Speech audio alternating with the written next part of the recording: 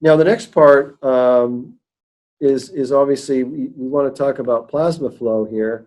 So, I mean, the research on this is really pretty extensive, extremely extensive. Well, Dr. Jackman has written and gone through all of the ingredients in it to show the really, and a lot of science, I mean, I can't tell you how many papers, I can't remember. It's got to be 50, 60 references in this, in the description of the active ingredients in PlasmaFlo, which he wrote and documented back in August of 2018.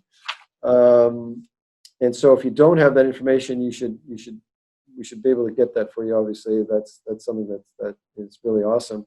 I decided to pick two of the main ingredients. There's others, but today I could talk about some others later, but Centella Asiatica is one of them. This is an ancient plant, has been used in Ayurvedic medicine from many, probably centuries in India and Thailand and other parts of Southeast Asia. There's, in the evidence-based Alternative Medicine Journal 2011, Matto et al. From Thailand University called Kon Kane, if I'm pronouncing that correctly, faculty of medicine. They had 80 subjects. Average age was 65, ranging from 55 to 80, and mainly females were randomized in taking Centella Asiatica or placebo for 3 months. They assessed the functional abilities and strength of subjects. So they checked sort of getting up from chair, sitting up, standing up, walking, hand grip strength, different strengths, and daily living activities in people that they said was in this sort of older group, which I think is kind of funny because I'm in that group. I'm 65, but I do CrossFit and mountain bike and play ice hockey. But anyway, and I'm going to be a better hockey player with when I get back on the ice when they let us after taking Cerule products. They assessed the functional ability. They found interesting the lower body strength, meaning legs, lower legs, thighs, calves, had improved more than the upper body strength.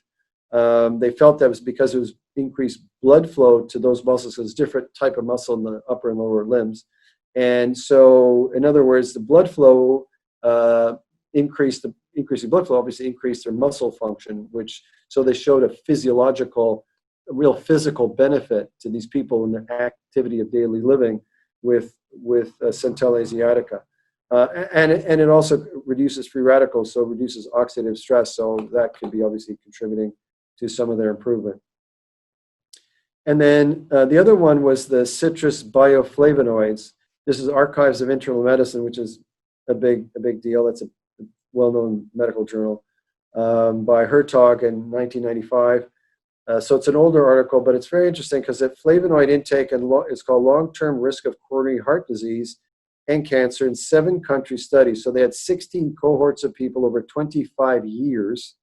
So it was a really long-term study. The average intake of antioxidant flavonoids was inversely associated with mortality from coronary heart disease. I'll say that again. Average intake of antioxidant flavonoids was inversely associated with mortality from coronary heart disease. In other words, the more flavonoids people consumed, the less likely they were going to die from heart disease. So that was a very cool study because it wasn't just 3 months, 6 months. This is a 25-year study.